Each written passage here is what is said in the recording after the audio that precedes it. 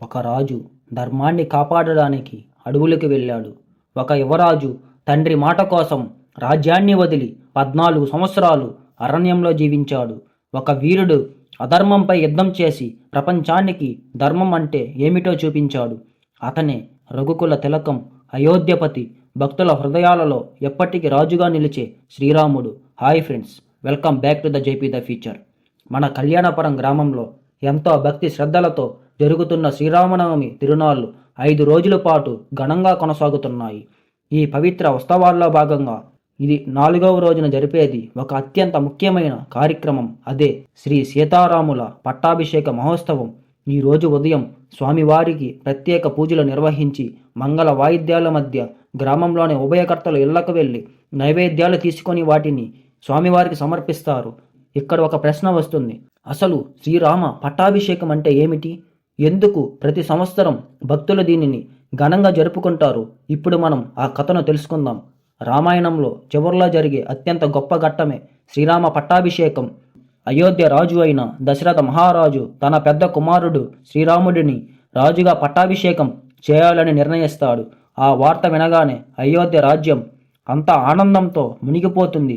ప్రజలందరూ తమకు ఎంతో ఇష్టమైన యువరాజు రాజుగా మారిపోతున్నాడని సంబరాలు చేసుకుంటారు. కానీ అదే సమయంలో ఒక అనుకోని సంఘటన జరుగుతుంది. దశరథుని భార్య కైకేయి తన ముందుగా ఇచ్చిన 2 వరాలను గుర్తు చేస్తుంది.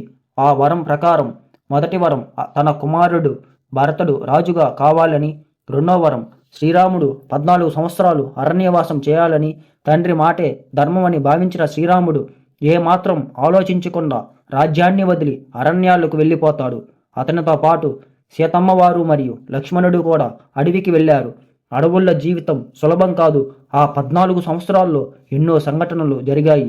రాక్షసులతో యుద్ధాలు, మహర్షుల ఆశ్రమాలు, ఆ అడవుల్లో ఎన్నో పరీక్షలు. కానీ వాటన్నిటికంటే పెద్ద సంఘటన రావణుడు సీతమ్మవారిని అపహరించడం. అక్కడి నుంచే ప్రారంభమైన ఒక మహాయుద్ధం. శ్రీరాముడు, హనుమంతుడు, సుగ్రీవుడు వానర సేనతో కలిసి లంకకు వెళ్ళి అధర్మానికి ప్రతీక అయిన రావణాసురుణ్ణి సంహరిస్తాడు. అది కేవలం ఒక యుద్ధం కాదు, ధర్మం అధర్మంపై సాధించిన ఒక మహా విజయం. ఆ తరువాత 14 సంవత్సరాల అరణ్యవాసం ముగించి శ్రీరాముడు తిరిగి అయోధ్యకు చేరుకుంటాడు. ఆ రోజు అయోధ్య ప్రజలు తన రాజును తిరిగి చూసి ఆనందంతో ఉప్పొంగిపోతారు.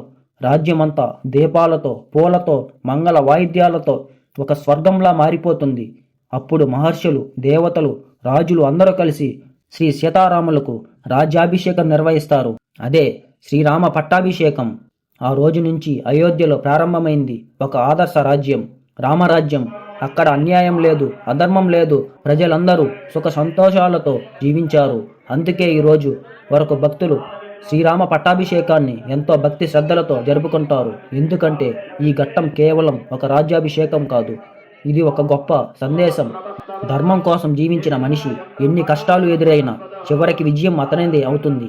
అడవులకు వెళ్ళిన యువరాజు తిరిగి వచ్చి ప్రపంచానికి ఆదర్శ రాజుగా నిలిచాడు. అందుకే ఇప్పటికి భక్తులు శ్రీరాముడిని కేవలం దేవుడిగా మాత్రమే కాదు, ధర్మానికి ప్రతీకగా భావిస్తారు. అందుకే మన గ్రామాలలో, దేవాలయాలలో ప్రతి సంవత్సరం ఘనంగా జరుపుకుంటారు శ్రీ సీతారాముల పట్టాభిషేక మహోత్సవం.